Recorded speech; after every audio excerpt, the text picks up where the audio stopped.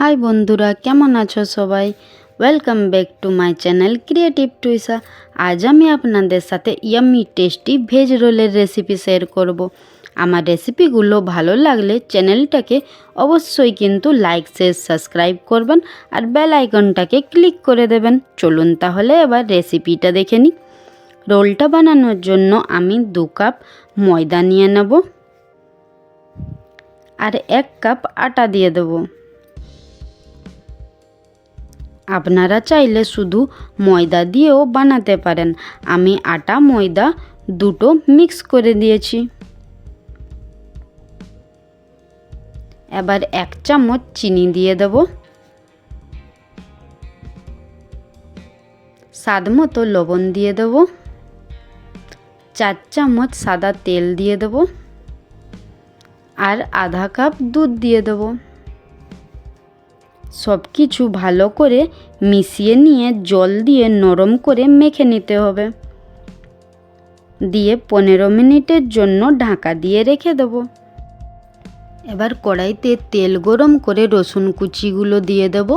রসুন কুচিটা লাল হয়ে গেলে 1 বাটি গাজর কুচি দিয়ে দেব,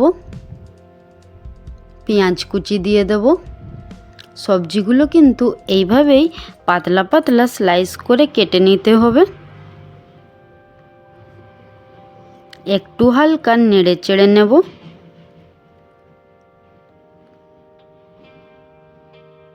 কাঁচা লঙ্কা কুচি দিয়ে দেব, কেটে রাখা ক্যাপসিকামগুলো দিয়ে দেব।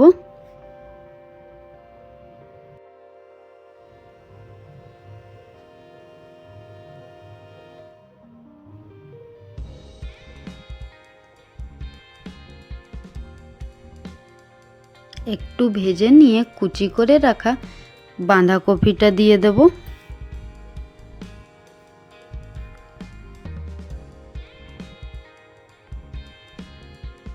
একটু ভেজে নেব যাতে বাঁধাকপির জলটা শুকিয়ে যায়।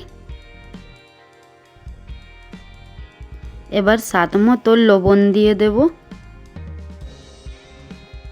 সবজিটাকে বেশি সিদ্ধ করা যাবে না।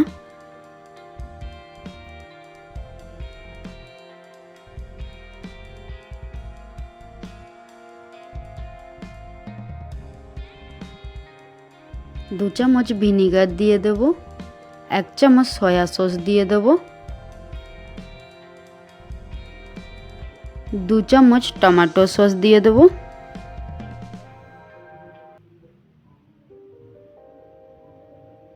2 চামচ চিলি সস দিয়ে দেব।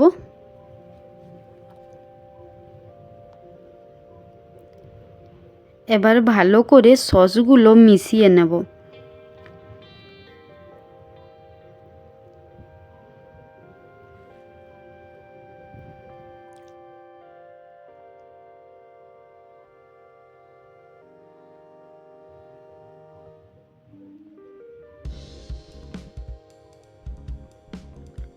সসগুলো মিশানো হয়ে গেলে পেঁয়াজ পাতার কুচি দিয়ে দেব আর গোলমরিচের গুঁড়ো দিয়ে দেব। মিক্স করে নিলেই স্টাফিংটা তৈরি হয়ে যাবে।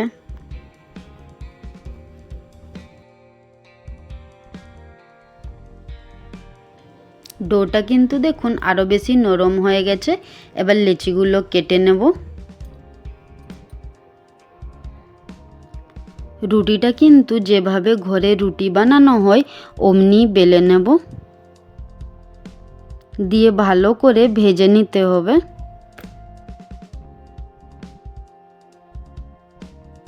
রুটিটা আমি ভালো করে ভেজে নিয়েছি। রোলটা বানানোর জন্য রুটিতে প্রথমে বিট লবণ দিয়ে দেব।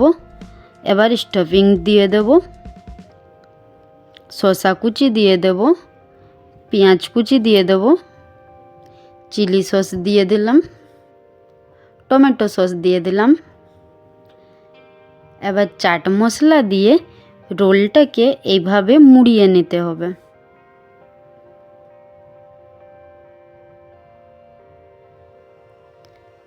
দিয়ে পেপার দিয়ে ভালো করে টাইট করে মুড়িয়ে দেব, না হলে রোলটা খুলে যাবে।